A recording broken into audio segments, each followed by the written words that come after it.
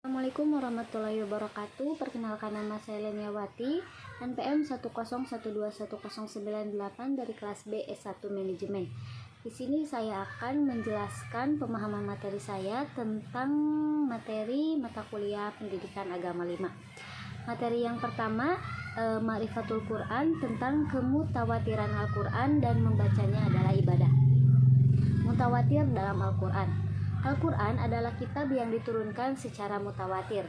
Adapun arti mutawatir adalah bentuk isim al-fa'il dari tawatara, ya tawataru, tawatur, yang menurut bahasa berarti sebagian mendatangi jejak sebagian lainnya secara sendiri-sendiri tanpa terputus. Mutawatir adalah riwayat yang disampaikan oleh banyak orang yang dinilai tidak mungkin semua orang itu sepakat untuk berbohong. Riwayat mutawatir ini secara langsung diterima sebagai kebenaran. Hal ini tercantum dalam firman Allah dalam Quran surat Al-Hijr ayat 4, ayat 9.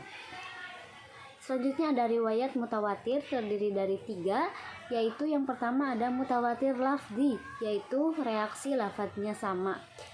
Lalu yang kedua ada mutawatir manawi, ada makna yang sama walau dengan reaksi lafadz yang berbeda. Yang ketiga, mutawatir amali atau awalnya sama.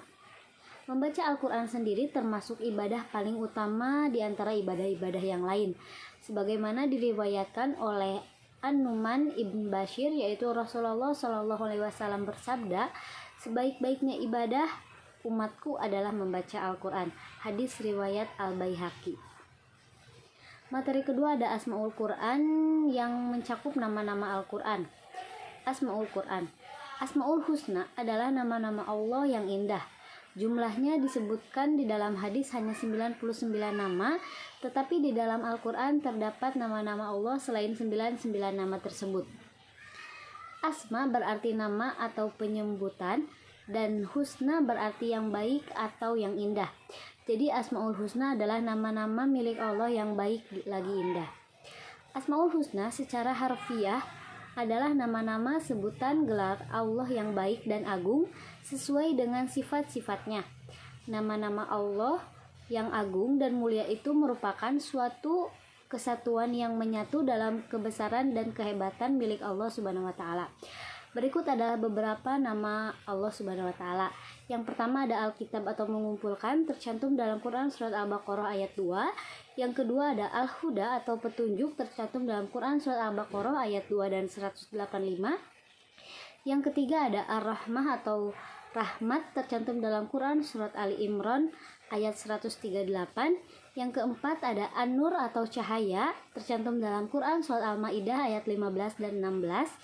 Kelima ada Ar-Ruh atau ruh, tercantum dalam Quran surat Asy-Syura ayat 52. Keenam ada Asy-Syifa atau obat, tercantum dalam Quran surat Yunus ayat 57. Ketujuh ada Al-Haq atau kebenaran, tercantum dalam Quran surat Al-Baqarah ayat 147. Selanjutnya ada penerangan, tercantum dalam Quran surat Al-Imran ayat 138. Kesembilan ada Al-Mau'izah atau pelajaran, tercantum dalam Quran surat Ali Imran ayat 138 dan Al-Qamar ayat 17 dan 22. Lalu ke-10 ada Al-Busyra atau kabar gembira, tercantum dalam Quran surat An-Nahl ayat 89. Dan yang terakhir adalah Az-Zikri atau pengingat, tercantum dalam Quran surat Al-Hijr ayat 9. Selanjutnya ada Asmaul Quran, yaitu fungsi Al-Quran.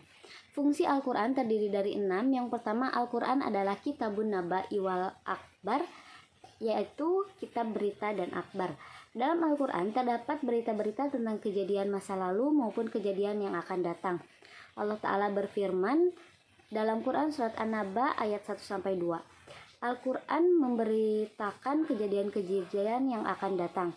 Sebagai contoh, pada masa Nabi Muhammad SAW turun ayat tentang kemenangan bangsa Romawi setelah sebelumnya mengalami kekalahan.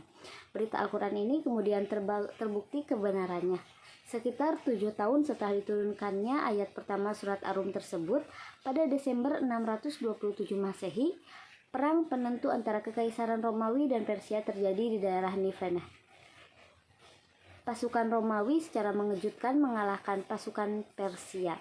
Beberapa bulan kemudian, bangsa Persia harus membuat perjanjian dengan Romawi yang mewajibkan mereka untuk mengembalikan wilayah yang mereka ambil dari Romawi. Lalu fungsi yang kedua ada Al-Quran adalah kitabul hukmi wa syariah atau kitab hukum dan syariah. Sistem hukum yang mendasarkan diri kepada kemasyhuran sebuah komunitas di dalam Al-Quran disebut dengan hukum jahiliyah, yaitu hukum yang mendasarkan diri kepada hawa nafsu yang bergelora di dalam hati. Al-Quran dalam hal ini mengkritik sistem hukum seperti ini, sebagaimana disebutkan di dalam Quran Surat Al-Ma'idah ayat 49. Terkait dengan hukum jahiliyah atau hukum yang mendasarkan kepada hawa nafsu dan kepentingan sesaat, Al-Quran mengomentari dalam surat yang sama ayat 50. Lalu yang ketiga ada Al-Quran adalah kitabul jihad atau kitab jihad. Al-Quran berbicara tentang jihad di banyak ayat, dalam arti khusus yakni qital, dalam arti umum yakni segala bentuk upaya dalam rangka meninggikan kalimat Allah Ta'ala. Lalu yang keempat ada Al-Quran adalah kitabul tarbiyah atau kitab pendidikan. Al-Quran memuat kisah-kisah penuh hikmah yang mengandung banyak pelajaran. Selain kisah para nabi dan rasul, Al-Quran pun memuat kisah-kisah orang soleh seperti Luqman, Ashabul Kahfi, Talut, Dzulkarnain, Maryam, Asyah, dan lain-lain. Dari kisah-kisah tersebut dan juga ayat-ayat secara umum, kita dapat menyimpulkan manhaj Qur'ani dalam tarbiyah. Lalu fungsi yang kelima ada Al-Quran adalah minhajul hayah atau pedoman hidup. Pembahasan tentang ini silakan dirujuk ke madah minhajul hayah. Ringkasnya, Al-Quran telah memuat seluruh pedoman yang dibutuhkan manusia berupa akikah, ibadah, hukum, muamalah, akhlak politik, ekonomi, dan permasalahan-permasalahan kehidupan lainnya. Sebagaimana difirmankan oleh Allah Subhanahu wa taala dalam Quran surat Al-An'am ayat 38 dan Quran surat Al-Qasas ayat 50. Lalu fungsi yang terakhir ada Al-Quran adalah kitabul ilmi atau kitab ilmu pengetahuan. Al-Quran menyebutkan istilah ilm atau pengetahuan lebih dari 105 kali, menekankan pentingnya pengetahuan dalam Islam, berfungsi sebagai panduan bagi manusia dalam menghadapi tantangan hidup dan menyoroti peran penting sains dalam mengatasi krisis dan menciptakan kehidupan yang baik. Memahami Al-Quran sebagai sumber pengetahuan ilmiah membutuhkan metode khusus yang menghindari pendekatan doktrinal dogmatis. Materi selanjutnya ada Muqtada al-Iman bil Quran, tuntutan iman kepada Al-Quran. Tuntutan iman kepada Al-Quran ada 4. Yang pertama, belajar dan mengajarkan serta membaca. Salah satu tuntutan keimanan bagi seorang muslim adalah al-imanu bil Quran atau iman kepada Al-Quran. Keimanan tersebut mengandung beberapa konsekuensi al-ansubihi atau akrab dengannya. Lalu yang kedua ada memahami dan mentadaburi isinya. Mempelajari dan memahami Al-Quran adalah sebuah keniscayaan karena ia adalah kitab petunjuk kehidupan bagi orang-orang yang beriman. Lalu yang ketiga ada melaksanakan. Selain membaca dan mempelajari, ciri keakraban dengan Al-Quran yang lain adalah berupaya mengamalkannya dalam kehidupan sehari-hari.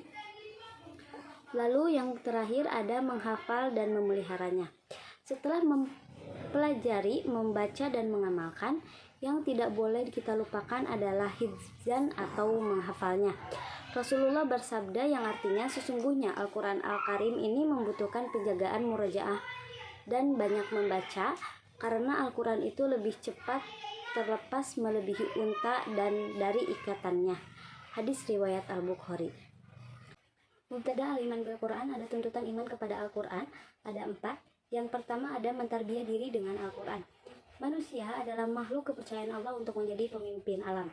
Pemimpin tidak akan menjadi pemimpin yang baik jika tidak dilandasi dengan pemahaman yang penuh akan keinginan Allah.